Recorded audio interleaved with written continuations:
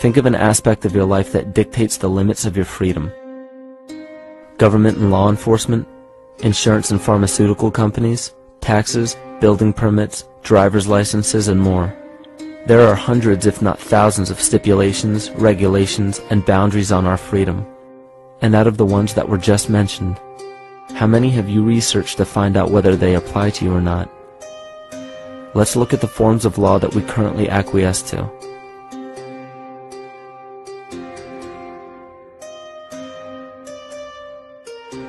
A common misconception among people is that any rule or regulation that governs them falls under one category: law. But there are many other forms of law that people abide by without realizing that they simply do not apply to them. Another misconception is that a nation's constitution gives us our rights. A constitution does nothing more than list the rights that we already have. We are born with inalienable rights, endowed to us by our Creator. They are not given to us, and they cannot be given away. The most a person can do with a right is choose whether to exercise it or not. Maritime admiralty law is what's known as the law of the water.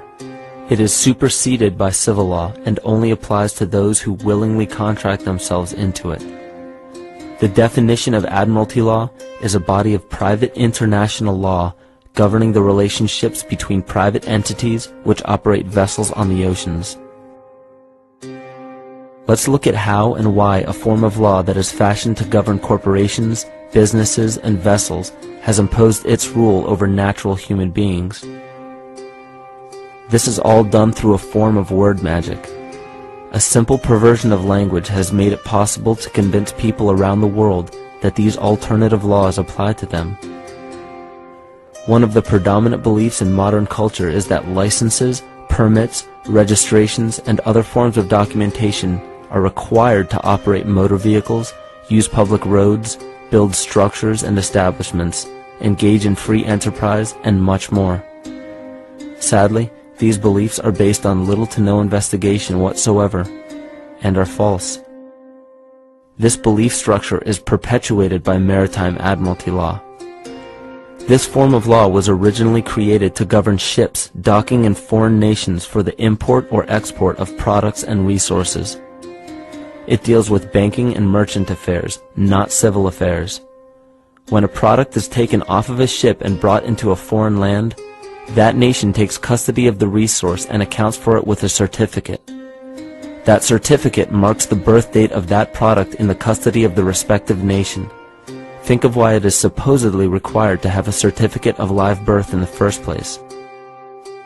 The Barron's Dictionary of Banking Terms defines a certificate as a paper establishing an ownership claim. So right there, we notice that everyone with a birth certificate is defined as being owned. People are used as collateral with other nations because the U.S. is bankrupt. The United States declared bankruptcy on March 9th of 1933. At this point, the U.S. began taking out loans from a private, non-government affiliated corporation called the Federal Reserve. With no money to pay back the loans, the United States began using the citizens as collateral. All birth and marriage certificates are literally warehouse receipts. Just look at the similarities of warehouse receipts and birth certificates. Both document the date of issue,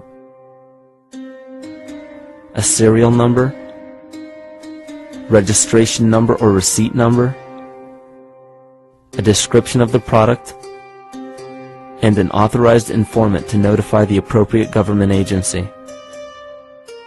With all of this information being readily available, the majority of people are unaware of their involvement with maritime admiralty law. This is possible through the manipulation of language. This admiralty law changed the meaning of the word person from a natural living person to a corporation. Driver's licenses, vehicle registrations, auto insurance forms, building permits, gun permits, work permits, tax filing documents, birth and death certificates, traffic citations, and many other forms of documentation that were once believed to be absolutely necessary only apply to persons or corporations. Upon signing such a legal document, You are indirectly waiving your rights under the Constitution and lowering your status to that of a corporation that is created with the same exact name as you. The only way to reconcile your true name from the name of the corporation is to take notice that the corporation has its name in all capital letters. This is known as capitis diminutia maxima. You may take notice that your driver's license, birth certificate, social security card, insurance cards, and more use all capital letters to legally represent the corporation with your name, not you. The corporation is known as an artificial person, whereas you, the human being, are known as a natural person. This deception goes even deeper when it comes to the courts that we attend. When showing up to court, you will notice that there are seats for witnesses behind a wooden fence or barrier. The defendant must cross through the entrance to the other side of the barrier where the plaintiff and judge sit. This act symbolizes the boarding of a ship. At this time, business can be conducted in maritime admiralty law. The judge, acting as captain or banker, is responsible for settling the balance between the two sides. This is why there is always a monetary value involved in any court case. The captain is simply dealing with banking and merchant disputes. Once the balance is paid, the case is closed. To turn the court case away from admiralty law where your rights are not protected, you must avoid agreeing to represent the artificial person. This is done by stating that you are the natural person. You don't have a first or last name because those imply corporate title. In a court case, you may state that the court takes judicial notice of your honor's oath of office. Every judge must take an oath of office to practice law, yet you must make it clear to the court and the jury that the judge is acting as judge and not banker. Remember that you are a natural human being of the earth. You are not governed by anything but your own consciousness. Laws are created within a society. The society that created the laws we see being enforced today is called the Law Society. Yet the most beautiful part of this entire deception is the fact that we are not part of the Law Society, so their laws do not apply to us. Judges, lawyers, and law enforcement officers, they're all part of a society.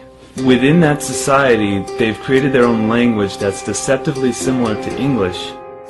They have these little things called statutes, acts, and regulations that seem like laws, but they really only apply to those within their society. So that basically means all the traffic violations, minimum age requirements, and everything except for damage to another person or their property doesn't really apply to the natural person. Laws only apply to those within the Law Society. The game being played is an illusion. You can simply choose to open your eyes and reclaim the freedom that you were born with, bound by nothing but the limits of your imagination. These are just a few examples of assuring that your rights are being protected. By far, the most important line of defense against this deception is to be aware of the perversion of language, and be absolutely aware of how you form your beliefs and concepts.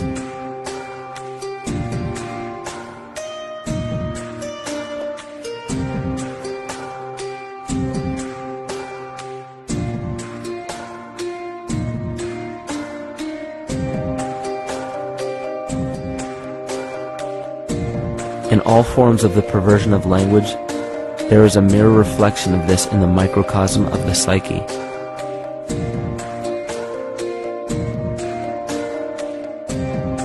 And the problem I see with humanity today is we don't truly know ourselves anymore. We have the 9-to-5 job, we have the house, the children, the bills, the television, the hobbies, and the errands that we run every single day, and we eventually begin to believe that this is who we are. But who are we beneath the job title, beneath the status of mother or father, theist or atheist, Republican or Democrat, black or white, man or woman? Who are we? Who are we deep down inside? We don't know, because every time we hear an answer that we don't want to accept about ourselves, we deny it. We'll pass it off and project it onto somebody else and judge them for it. This is repression. And we see what repression can do to us on an individual level, but what about on a collective level of humanity? What happens when the whole world refuses to see what they truly are on the inside?